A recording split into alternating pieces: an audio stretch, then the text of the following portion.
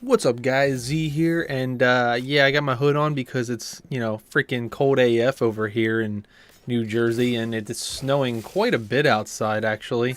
I don't think I'm going to be going anywhere today since, as I said in my last video, I kind of drive a car that is not good in the snow. That rear-wheel drive is not going to be good. But anyways, the real reason that we're doing this today is Season 9. 2.4.3, first of all, came out on Thursday, I believe, at least in my part of the world. And then Season 9 started the next day on Friday for me. I wanted to go over a couple points on it. So we're going to cover Season 9 more than 2.4.3. I mean, that's kind of been covered by a lot of different things, but we'll go over Season 9. It just started. I actually made my first seasonal hardcore this morning, beat the event where I killed all 4 bosses, and I have Wart's leg and all that kind of stuff. And yeah, we'll get to more of that later. Probably in the next video I'll cover like all the pets and cosmetics and whatever. But this is just like the general idea of Season 9. And in this one, like most of the others, you have the cosmetic reward, and it's a chest and gloves this time. And as always, you will have a new seasonal portrait for your character as you are completing the chapters. And if you are a avid pet collector, then you will have great rejoice when you hear that there is a new pet called Rocky, and he is a regular chip off the old block. But yeah, he looks like this.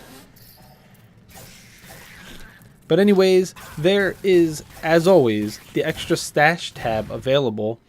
And if you have not earned a total of 4 stash tabs yet, then you have the chance to unlock another stash tab.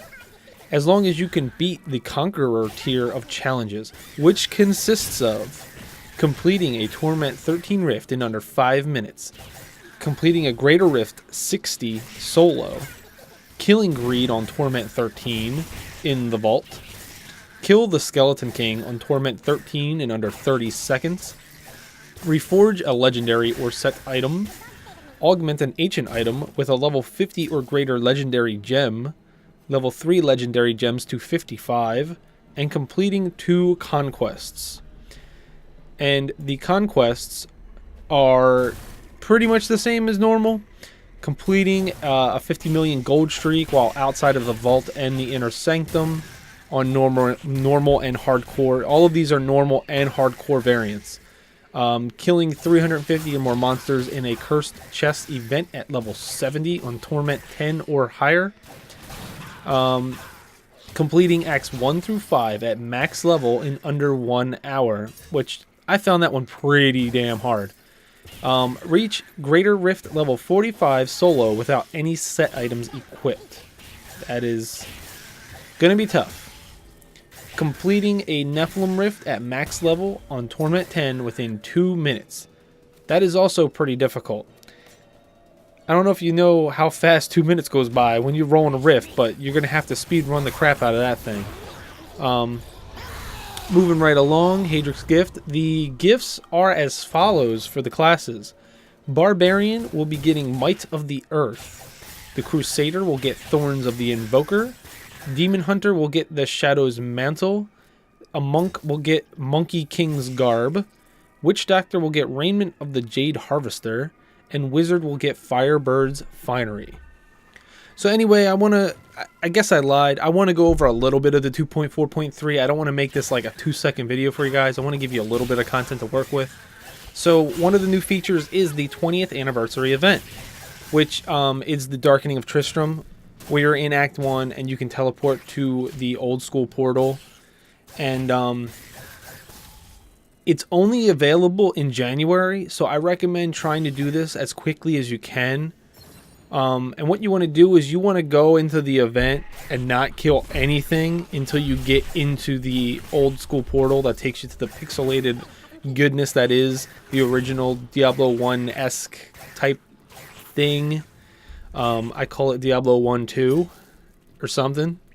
For the Barbarian, Overpower now has 3 charges. Cooldown per charge remains 12 seconds with a chance to be reduced slightly by critical strikes. Bug fixes across the board. They fixed an issue with Wave of Light, which sometimes would fail to deal damage when players were under the effect of Epiphany.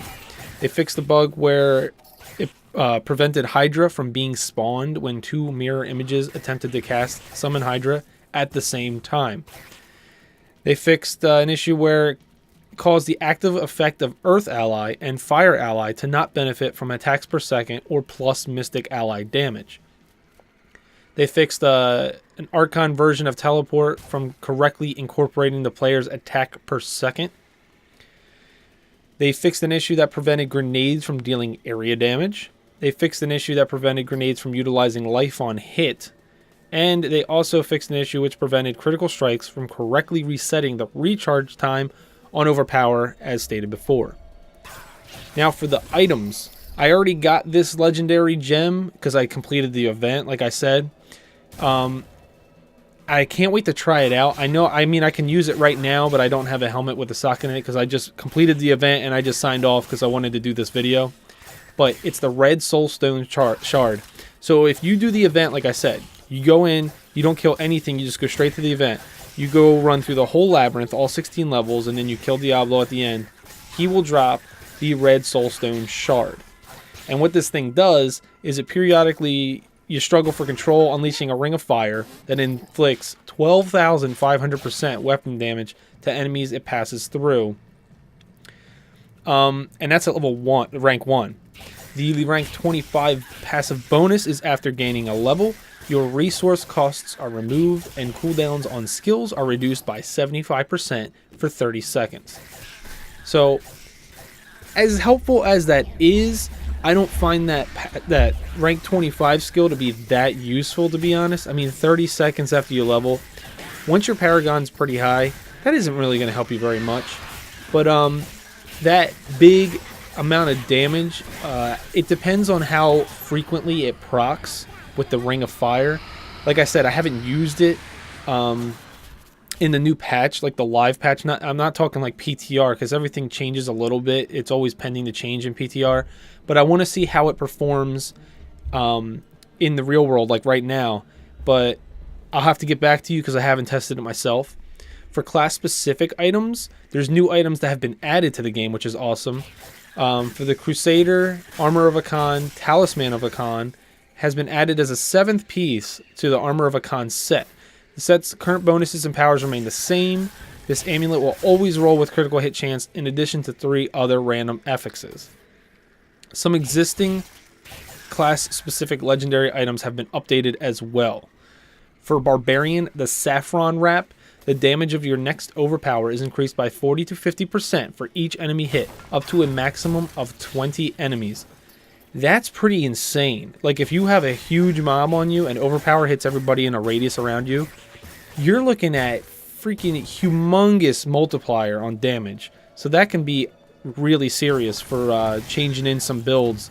For Crusader, Faithful Memory, each enemy hit by Falling Sword increases the damage of Blessed Hammer by 50 to 60% for 10 seconds, stacking up to 10 times.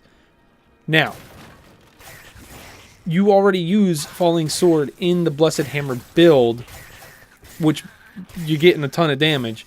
This is going to be astronomical damage. Like, hammer builds are probably going to be moving up in the ranks quite a bit. I started the hammer build with my my hardcore that I was running at the end of season 8, and it was pretty powerful, to be honest. And I only had 2 pieces of the that I needed from, you know, my build, and it was still pretty powerful. Like, I can't imagine being maxed out with this build, and then all of a sudden you get Faithful Memory with the new legendary passive.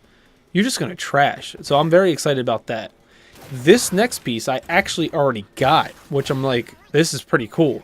So for the Demon Hunter, because my new Season 9 hardcore character is a Demon Hunter, I got Hellcat Waistguard already.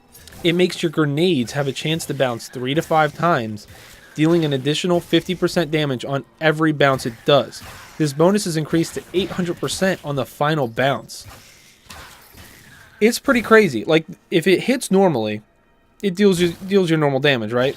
But every time it keeps bouncing, it gets more and more. So, like, I would walk into a room, throw some grenades in there, and it would kill a couple guys, and then all of a sudden, like, the whole room would be wiped out because it would hit with that 800% final bounce on a couple of them, and it just kills everything. It was very devastating. I actually killed Diablo with freaking grenades, and it did it pretty handily, to be honest. And I think it was only like level 19 or 20 or something.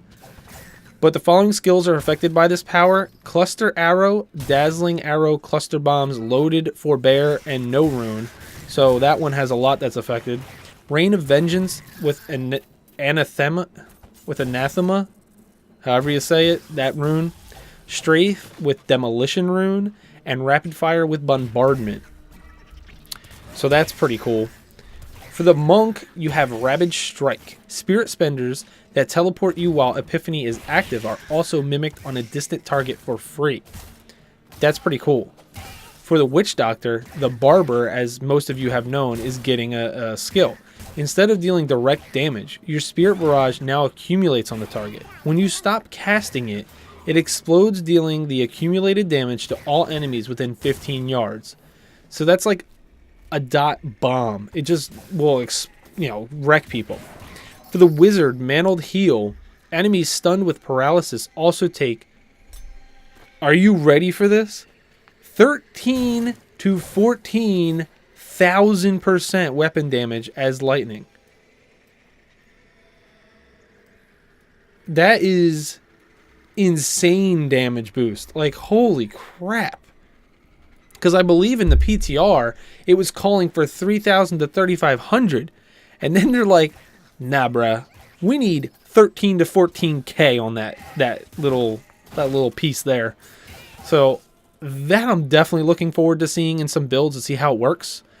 For the Crusader, Defender of Westmarch, can no longer summon a wolf more than once per second, which is that shield that when you get hit, it throws a wolf out. Damage done by the wolf is increased for each block made during the interim, though. So it has like a bit of a build-up. Instead of spamming wolves, it'll build up a better one, basically. So for Witch Doctor, Joram's Bracers, the minimum level for this item to drop has changed from 12 to 31 in order to match the level at which Wall of Death unlocks. That just makes freaking sense, to be honest. The following class set powers have changes on them. Barbarian Wrath of the Waste, the 6th set bonus. Whirlwind gains the effect of the Dust Devil runes, and all whirlwind damage is increased by 400%. It used to be the Dust Devils were increased by 2,500%, not the whirlwind itself.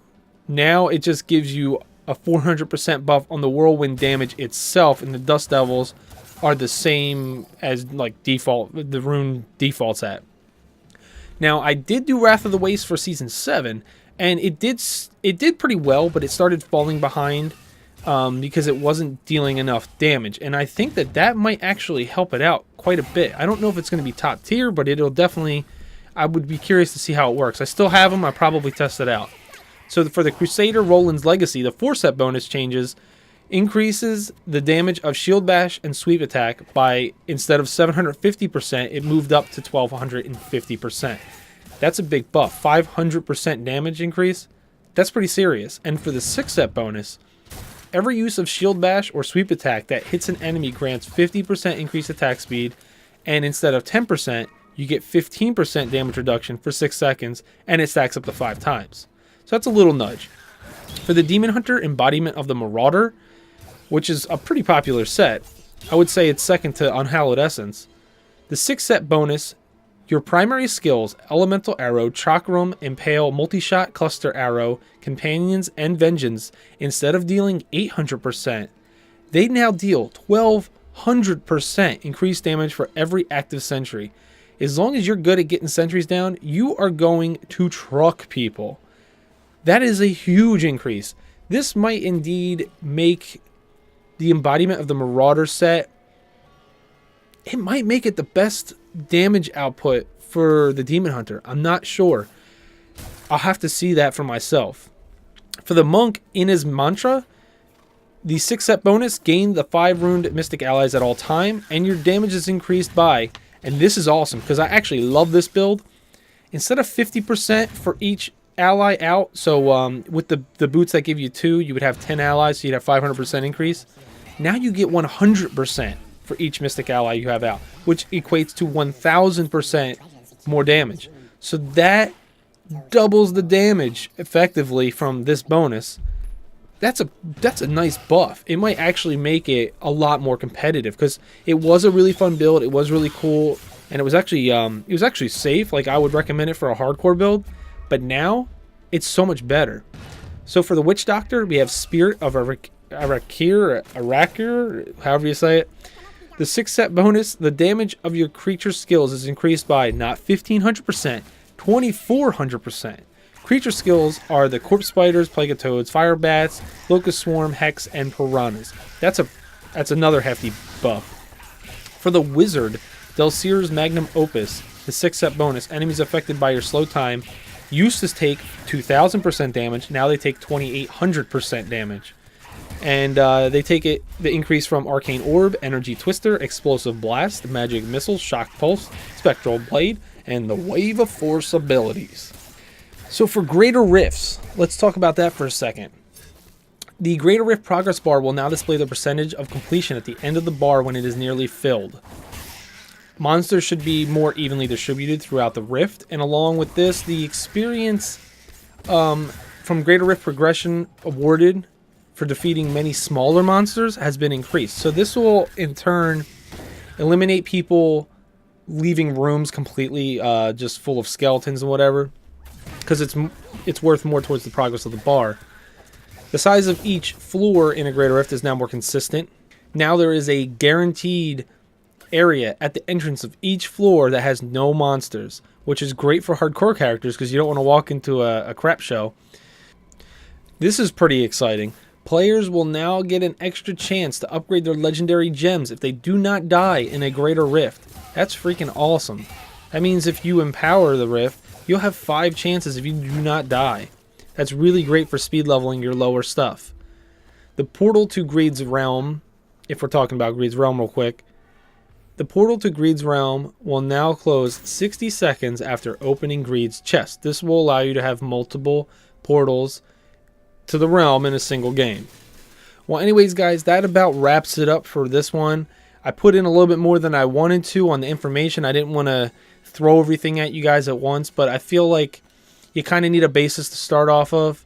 So as I explore more with this new patch and this new season, I will bring you more stuff.